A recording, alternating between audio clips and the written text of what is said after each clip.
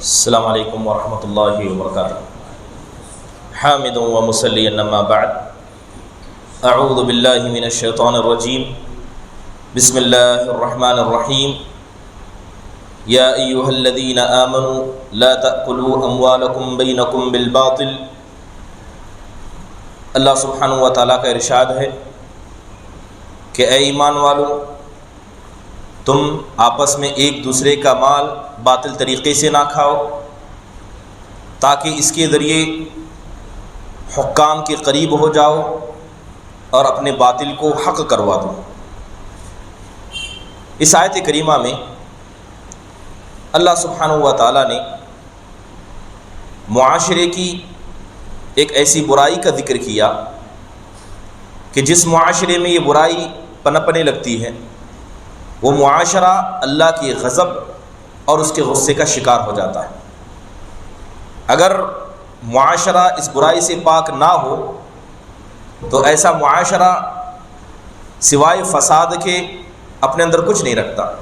وہ برائی ہے رشوت کی، رشوت خوری، رشوت دینے والے یا رشوت لینے والے، یہ سب باطل طریقے سے مال کھاتے اور کھلاتے ہیں۔ لہذا رشوت کو اسلام نے سرے سے انکار کر دیا، بلکہ ایک حدیث میں اللہ کے رسول صلی اللہ علیہ وسلم نے ایسے لوگوں پر لعنت کی جو رشوت کھاتے اور کھلاتے ہیں۔ لعن رسول اللہ صلی اللہ علیہ وسلم الراشی والمرتشی، آپ صلی اللہ علیہ وسلم نے رشوت کھانے والے پر اور رشوت کھلانے والے پر دونوں پر لعنت فرمائی۔ اور جس پر اللہ کے رسول لعنت کر دیں، اللہ کی رحمت سے دور ہونے کے لیے بد دعا کر دیں، ایسے انسان کا ٹھکانہ نہ دنیا میں بہتر ہوگا اور نہ ہی آخرت میں بہتر ہوگا۔ رشوت کے اتنے نقصانات ہیں، سب سے بڑا نقصان یہ ہے کہ رشوت اللہ کے غصے کو دعوت دینے کا سب سے آسان طریقہ ہے۔ یہی وجہ ہے کہ جب اللہ تبارک و تعالیٰ کسی سے غصہ ہوتا ہے تو اللہ بطور عذاب ایسے لوگوں پر دوسروں کو مسلط کر دیتا ہے اور وہ دوسرے ان کو ڈرا کر رعب میں مبتلا کر دیتے ہیں۔ حدیث کے اندر آتا ہے، آپ علیہ الصلوۃ والسلام نے فرمایا کہ جس قوم میں سود خوری بڑھ جاتی ہے اللہ ان لوگوں کو قحط سالی میں مبتلا کر دیتا ہے، اور جس قوم میں رشوت خوری بڑھ جاتی ہے اللہ ان لوگوں کو رعب میں مبتلا کر دیتا ہے۔ لہذا ہمیشہ ڈرے مارے اور سہ میں رہیں گے۔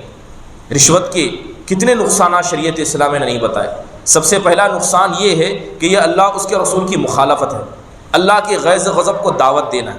دوسرا نقصان یہ ہے کہ رشوت کھانے والا کھلانے والا یہ اللہ کے رسول صلی اللہ علیہ وسلم کی لعنت کا حقدار بنتا ہے۔ اور تیسرا بڑا نقصان یہ ہے کہ اس رشوت کی وجہ سے انسان باطل طریقے سے مال کھا کر لوگوں کا حق مارتا ہے۔ رشوت انسان دیتا ہے تو کمزور انسان دب جاتا ہے اور یہ حقوق العباد میں چلا جاتا ہے، اور جب مسئلہ حقوق العباد کا آئے تو اللہ تبارک و تعالیٰ سے توبہ بھی وہاں کام نہیں دیتی۔ تو ضروری ہے کہ معاشرے کو رشوت سے پاک کیا جائے۔ تاریخ کے اندر ایسے کتنے قصے ملتے نہیں ہیں جنہوں نے اپنی بات منوانے کے لیے لوگوں کو رشوت دینا چاہا۔ آپ نے قرآن میں حضرت سلیمان علیہ السلام کا قصہ سنا۔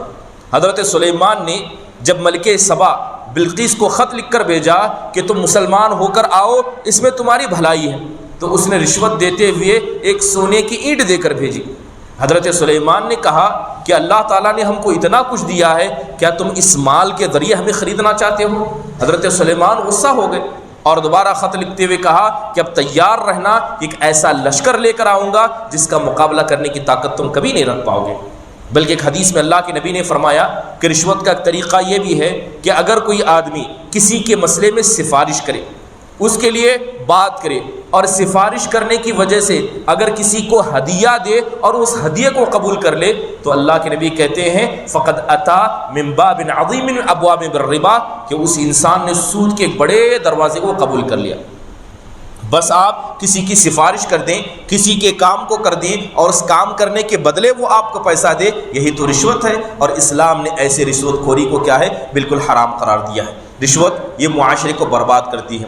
اب علماء اکرام نے رشوت کے تعلق سے 3 قسمیں بیان کی ہیں۔ پہلی رشوت جس کا دینا بھی حرام ہے، جس کا کھانا بھی حرام، دینا اور لینا دونوں حرام ہے۔ جیسے مثال کے طور پر کوئی آدمی، اس کا فیصلہ کسی اسلامی قاضی کے پاس ہونا ہو تو وہ پیسہ دے اور پیسہ دے کر اپنے قاضی سے فیصلے کو بدوا لے، حرام کو حلال کر دے، حلال کو حرام کرے، کسی طرح سے کرے، تو یہاں پر دینے والا بھی حرام ہے اور لینا بھی حرام ہے۔ یا یوں کہیں کہ کوئی قاضی ہے، اس کا فیصلہ باقی ہے لیکن فیصلے میں تاخیر ہے، تو لہذا فیصلہ جلدی کروانے کے لیے، اگرچہ وہ فیصلہ اسی کے حق میں کیوں نہ ہو، اگر فیصلے کو جلدی کروانے کے لیے بھی اگر وہ پیسہ دیتا ہے تو اسے بھی اسلام نے رشوت سے تعبیر کیا۔